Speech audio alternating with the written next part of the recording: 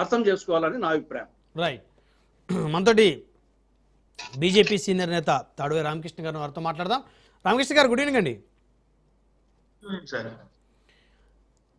కేంద్ర విద్యాశాఖ మంత్రి రాజీనామా వరకు 28 రోజుల పాటు ఢిల్లీలో విద్యార్థులు నిరసన చేశారంటే ఇప్పుడు కేంద్రం తలొగ్గి దిగినట్ట, లేకపోతే విద్యార్థుల యొక్క భవిష్యత్తు కోసం రాజీనామా చేసినట్ట?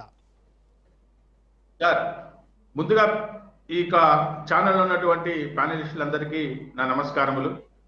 ఏంటంటే సార్, ఇది తలొగ్గినట్టు కాదు సార్. ఎందుకంటే నీట్ పవిత్రతను కాపాడటం కోసం బీజేపీ కట్టుబడి మాకు పార్టీ పదవులు ముఖ్యం కాదు సార్. పదవులు శాశ్వతం కాదు. ప్రజాస్వామ్యంలో గౌరవించే పార్టీ భారతీయ జనతా పార్టీ. తప్పు జరిగితే చర్య తీసుకుంటాం. నీటిలో ఏదైతే జరిగిందో వెంటనే సంస్కరణలు చేసినటువంటి పార్టీ నరేంద్ర మోడీ గారి నాయకత్వంలో జరిగినటువంటి వీళ్ళు ఏదైతే 150 లీకులు జరిగాయి గత ప్రభుత్వాలలో. ఇదే ధర్మేంద్ర ప్రధాన్ గారు 2014లో భారతీయ జనతా పార్టీ వచ్చిన తర్వాత 60,000 సీట్లు ఎంబీబీఎస్ సీట్లు పెంచారు. ఇది యువతకు ప్రాధాన్యత ఇచ్చినట్లు కాదా? ఎందుకంటే ఎక్కడైతే ఈ కాంగ్రెస్ పార్టీ ఉందో అక్కడ నీటి విద్యార్థులు 100 మంది కూడా లేరు సార్. ఎందుకంటే మే 3వ తారీఖున ఎగ్జామ్ జరిగితే 4 రోజుల్లో లీక్ అయిన విషయం తెలుసుకొని ధర్మేంద్ర ప్రధాన్ గారు ప్రెస్ మీట్ పెట్టి పోలీస్ కంప్లైంట్ ఇచ్చి 12 రోజుల్లోనే సిబిఐ ఎన్టీఏ చైర్మన్ ని తీసివేసి పారదర్శకతో అన్ని చర్యలను త్వరితగతంగా తీసుకోవడం జరిగింది సార్. మీరు అంటున్నట్లు రాజీనామా అడగడం కాదు, మేము రిజల్ట్స్ ఇస్తాం. 67,000 సీట్ల రిజల్ట్ ఇచ్చాం. యువతకు కావాలి అంటే ఇన్ని రోజులు ఆలస్యంగా ఎందుకు రాజీనామా చేశారు, చిత్తశుద్ధి ఉంటే అని ఇండైరెక్ట్ గా తులసిరెడ్డి గారు అన్నారు కదా. ఇప్పుడు అదే సార్, యువతకు ఏమిటంటే సార్ 67,000 సీట్లు పెంచాం. యువతకు కావాల్సింది ఏంటి సార్? ఎయిమ్స్ కాలేజీలు 23 కాలేజీలు కట్టాం. ఎక్కడ కూడా లోపించకుండా యువత భవిష్యత్తు కోసం మేము చేశాం. అంతేగాని ఈ యొక్క ఉద్యమాన్ని అడ్డు పెట్టుకొని సమాజంలోని తీవ్రవాదుల్ని అనైతిక శక్తులను కూడగట్టుకొని ప్రధానమంత్రి ఇంటి మీద దాడి చేయడం అన్నది ఎవరైనా సహిస్తారా అంటే అది ఒక కాంగ్రెస్ పార్టీకి చెందుతుంది. ఎందుకంటే చెప్పారు, కాంగ్రెస్ పార్టీ అధికారం ప్రతిపక్షంలో ఉంటేనే దేశానికి తలనొప్పిగా తయారవుతారని. ఎందుకంటే సార్, కాంపిటీషన్ ఫీజు రద్దు చేసింది ఎవరు సార్? ఇదే ధర్మేంద్ర ప్రధాన్. ఎన్ఈపీ తెచ్చింది ఎవరు సార్? ధర్మేంద్ర ప్రధాన్ గారు. మరి కాంగ్రెస్ హయాంలో వ్యాపం కుంభకోణంలో 50 మంది చనిపోతే అడిగిన దిక్కు లేదు, చేసిన ఒక్క ఉద్యమం కూడా చేసిన దాఖలు. ఇప్పుడు రామకృష్ణ గారు ఒక్క ఆన్సర్ ఏం కావాలంటే, నీట్ ప్రశ్నాపత్రం లీక్ అయింది అని చెప్పేసి బీజేపీ కూడా బలంగా నమ్ముతుంది, దాంట్లో ఎలాంటి డౌట్ లేదు.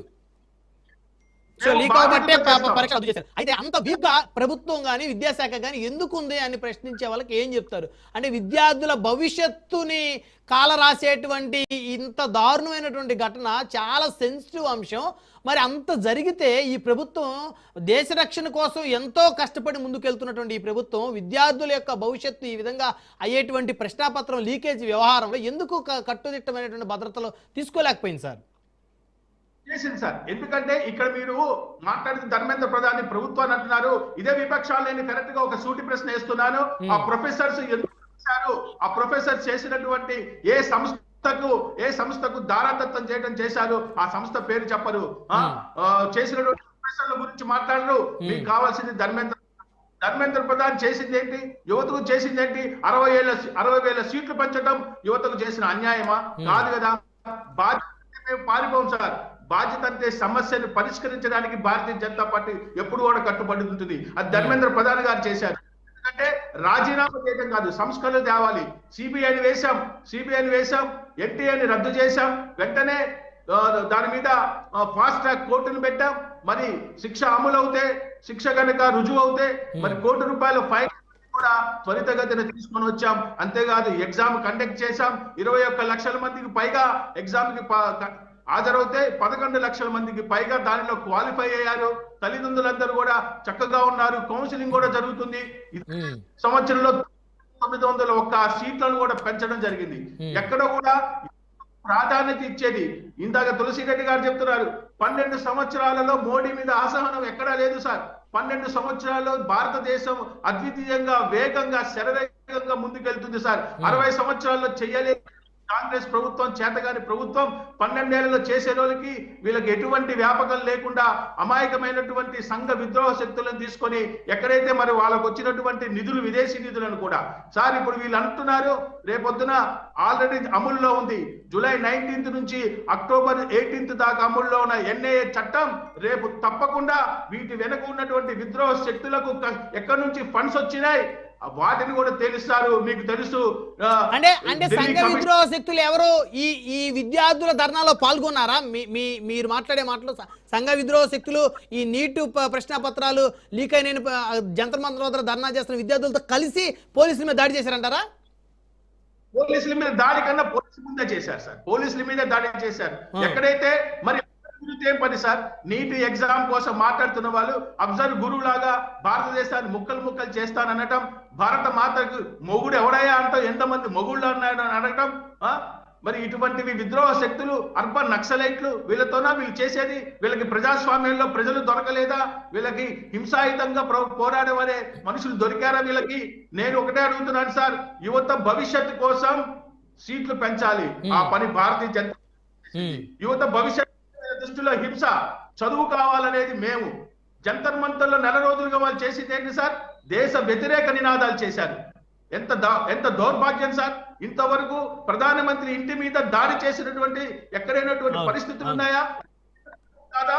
140 కోట్ల మంది ప్రజలు వాళ్ళకి పట్టం కడితే 140 కోట్ల మంది యొక్క ప్రజల యొక్క తీర్పును అవమానపరిచే విధంగా రాహుల్ గాంధీ ప్రవర్తించడం, ఎల్లప్పుడూ కూడా ఒక పార్లమెంటరీగా ఉండి పార్లమెంట్ యొక్క ఎట్లా విధులు నిర్వహించాలో తెలియక టీ షర్ట్ వేసుకురావటం, ప్రధానమంత్రిని దూషించడం, సాక్షాత్ రాష్ట్రపతిని కూడా దూషించి ఆయన మరి 3 నెలలు 4 నెలలు పార్లమెంట్ కూడా వెళ్ళలేని పరిస్థితి. అటువంటి వ్యక్తులు, అటువంటి ప్రతిపక్ష నేత మన భారతదేశానికి దొరకటం దౌర్భాగ్యం. మనం ఎంతో బాధపడాలి సార్. ఎందుకంటే సార్ దేశాన్ని ముక్కలు చేస్తామంటారు, ఇలా పోరాటం దేశం కూడా ఒప్పుకోదు సార్. బీజేపీ లక్ష్యం 1,18,000 సీట్లను ఇచ్చింది. వాళ్ళ పోరాటం విధ్వంసం అయితే మా పోరాటం ప్రాధాన్యత ఇవ్వటం, మా పోరాటం మెడికల్ కాలేజీల యొక్క పునరుద్ధరణ చేయటం, ముందుకు తీసుకెళ్లటం, చెందటం. అందుకే 23 ఎయిమ్స్ కాలేజీలు కూడా కట్టడం జరిగింది సార్. మనం ఇంకా కూడా తెచ్చాం. ఎన్టీఆర్ని రద్దు చేశాం. కఠినమైనటువంటి పేపర్ లీక్ చట్టాలను తీసుకొని వచ్చాం. 10 ఏళ్ళు జైలు శిక్ష పడేలా మెంటల్ హెల్త్ కౌన్సిలింగ్ హెల్ప్ లైన్లు కూడా తీసుకొని వచ్చాం. మీరు తల ఒగ్గిందా అంటే లేదు, బాధ్యత తీసుకున్నాం. తల ఒగ్గిందా అనే మాత్రం మాట్లాడకండి. బాధ్యత తీసుకున్నాం. బాధ్యత తీసుకోవటంలో మోడీ గారు ముందుంటారు. అంతేగాని కాక్రోచ్ జనతా పార్టీ లాంటి ఏవైతే ఇలాంటి పార్టీలకి తలొగ్గి మీ కేంద్ర మంత్రి రాజీనామా చేసిన పరిస్థితి అయితే కాదంటారు. కాదండి, మేము రాజీనామా చేసింది నీటి పవిత్రత కోసం. ఓకే, అంటే ఇప్పుడు దాన్ని ఎలా ప్రొజెక్ట్ అవుతుందంటే ఇప్పుడు కాంగ్రెస్ వాటి మిత్రపక్షాలు కలిసి కాక్రోచ్ జనతా పార్టీ వీళ్ళందరూ కలిసి కూడా పెద్ద ఎత్తున 20 రోజుల పాటు ఢిల్లీలో జంతర్ మంతర్ వద్ద నిరసనలు ధర్నాలు చేస్తే వాటికి తలొగ్గి ఈరోజు కేంద్ర ప్రభుత్వం తీసుకున్న నిర్ణయం ప్రకారం విద్యాశాఖ మంత్రి రాజీనామా చేశారనేది ఇప్పుడు పబ్లిక్లోకి వెళ్తుంది. ఆ విధంగా కాంగ్రెస్ పార్టీ సంబంధించిన వివిధ రాష్ట్రాల్లో ఉన్న కాంగ్రెస్ ముఖ్యమంత్రులు కానీ ఆ నేతలు కానీ వాళ్ళందరూ కూడా సంబరాలు చేసుకున్నారు. ఇప్పుడు అంటే బీజేపీ పతనం మొదలైంది అనేటువంటి మెసేజ్ని వారు ఇచ్చేటువంటి ప్రక్రియ కొనసాగుతుంది. మీరు అబ్జర్వ్ చేస్తారో లేదో? ఈ వెనుక సిజేపీ అంటే Congress joint protest, Congress joint ఆ వంకతో కాంగ్రెస్ పార్టీ రెండు కలిపి చేసినటువంటి ఇదే గాని దాని మీద పాజిటివ్ వాతావరణం లేదు. ఎందుకంటే ప్రజలందరూ చూస్తున్నారు, ఇది విద్యార్థుల కోసం కాదు జరిగింది, కాంగ్రెస్ కోసం చేసిన ఆందోళన. ఏదైతే సిజేపీ అంటే కాంగ్రెస్ జాయింట్ ప్రొటెస్ట్ ఏదైతే ఉందో అది కాంగ్రెస్ కోసం చేసిన ఆందోళన తప్పితే నీటి మీద జరిగిన పరిష్కారం కాదు. నీటి పరిష్కారానికి కేంద్రం చక్కగా చేసింది. అందుకే పవిత్రత కోసం కట్టుబడి ఉండి రాజీనామా చేశాం. పదవులు ఎప్పుడు శాశ్వతం కాదు. ప్రజల యొక్క తీర్పు అంతిమ లక్ష్యంగా భారతీయ జనతా పార్టీ పనిచేస్తుంది. మీకు కూడా తెలుసు, లోగడలో వాజ్పేయి గారు మరి ఒక్క సీటుతో ప్రధానమంత్రి పదవినే పోగొట్టుకున్నారు. అంటే భారతీయ జనతా పార్టీ యొక్క కట్టుబడి పవిత్రత అలాంటిది. మేము మార్గనిర్దేశం చేయాలన్నా ఏదైనా చేయాలన్నా దానికి కట్టుబడే చేస్తాం తప్పితే ఇటువంటి అల్లల మూకులతో అల్లర్లు చేయటం ఇవన్నీ జరగని పనులు సార్. Right right